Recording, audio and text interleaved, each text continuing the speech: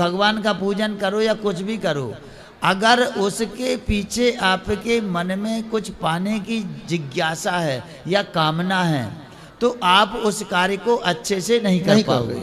अगर उसमें, क्योंकि उसमें आपका पूरा चित्त नहीं है, फल में चित्त चला जाएगा। गुरुदेव ऐसा नहीं है, हमने किसी के लिए भी अच्छे कर्म किए और उसके पीछे कोई लालच नहीं है। मेरा पहला निवेदन यही है कि कोई लालच नहीं है, कोई कामना नहीं है, फिर भी विपरीत स्थितियां क्यों? देखिए ऐसा है, हम बिच्छू को या सर्प को दूध पिलाएं तो ऐसा नहीं होगा कि हमें सर्प चुम्मी ले, वो तो काटेगा, समझ गए।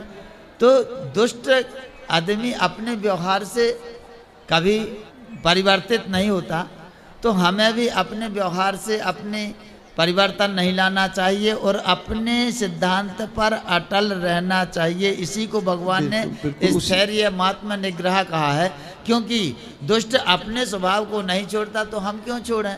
लेकिन दुष्टों को कष्ट कब मिलेगा? उसमें कष्ट जो मिलता है, जो आप कहते हो कष्ट, वही कष्ट का अनुभव नहीं होना चाहिए। कष्ट तो होता है, मिलता है, मगर हमें उस कष्ट से प्रभावित ना हो।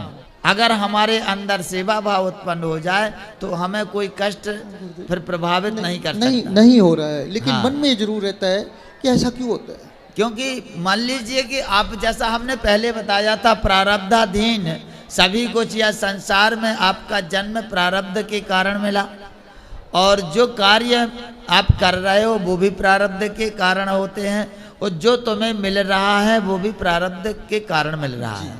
तो आपके प्रारब्ध का जैसा जैसा जागृत होता जाएगा आपको वैसा फल मिलता चला जाएगा।